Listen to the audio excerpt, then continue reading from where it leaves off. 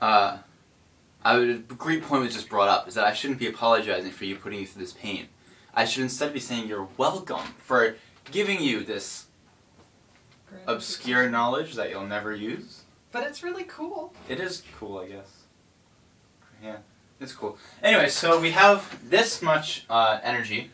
Every tree gets 116 million joules each day in Boston. So now, we need to multiply this, because this is how much energy hits it. It's not how much energy the plant gets. Photosynthesis, at the very most, is only 5.5% efficient. So we need to multiply this factor by 0.055. And then we get our grand, cool, awesome answer, which is that the energy from a tree, insolation a tree gets, is 641, oh I lied, it's 6,410,085.542 joules per tree per day.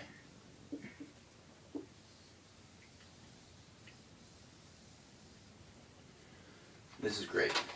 Of course, this is only step one, because now we need to figure out what day is the tree actually, this is the amount of energy that a tree uses every day, but it's being permeated with a lot more than that, because remember that it looks like that, so that's how much it uses every day, but this whole time of the year here, it's getting a whole bunch of extra energy that it's either just not using or it's storing for the winter. So we need to know when this curve matches this number.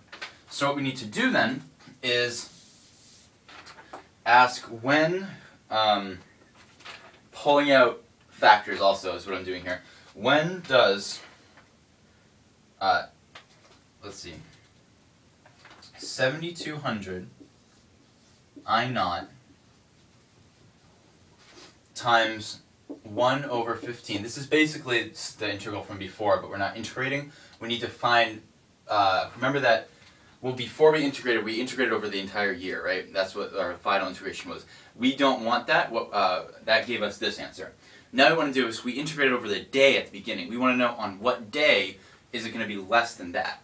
So we're going to set the integral,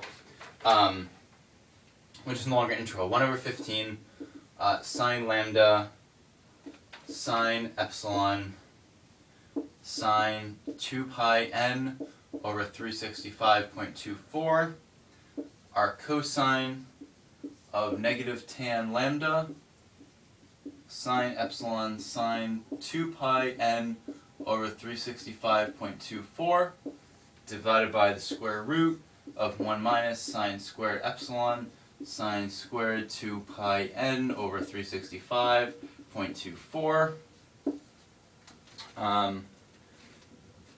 plus 1 over 2 pi over 24 times cosine lambda times the square root of 1 minus sine squared epsilon sine squared 2 pi n over 365.24 divided by cosine squared lambda.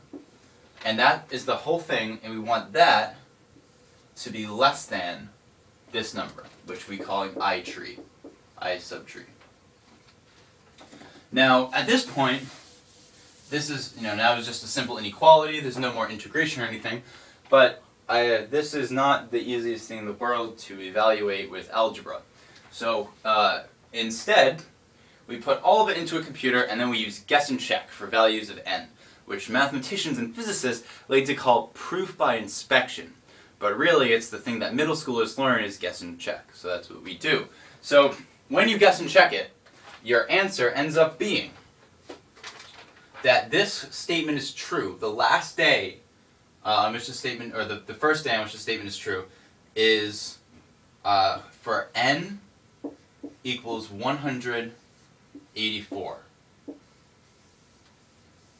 Now, if you remember, n is the number of days since the summer solstice, equinox, whatever it's called.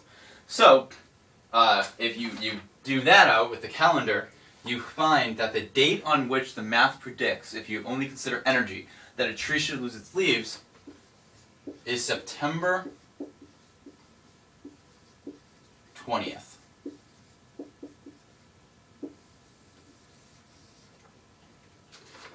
Now, does a tree really lose its leaves on September 20th? Typically, I think, having grown up in Massachusetts, trees start to maybe change color then. They don't lose their leaves until later. This is, I'd say, to be expected, right? When a tree starts having less energy than what's coming in, it's not going to be like, oh, drop leaves. It's a slow process, right? Abscission doesn't happen instantaneously. So once that starts happening, maybe the tree starts cutting off the chlorophyll, starts producing different chemicals to move forward with the abscission process. And this results, right, when a chlorophyll goes away, you see other pigments in the leaves, which produces change in colors. You see the yellows and the reds and the oranges. And then the leaves die and they dry up and they fall off. So overall, I think this is a pretty good estimate of when a tree should drop its leaves. Although there are certainly other factors that play a role, you can see that evaluating systems based on energy is a really, really, really good way to get an idea of how they behave. So hopefully you enjoyed that. And if you have questions, put them in the comments. Like, comment, and subscribe. And like my Facebook page and follow me on Twitter, because I have all those things. Bye.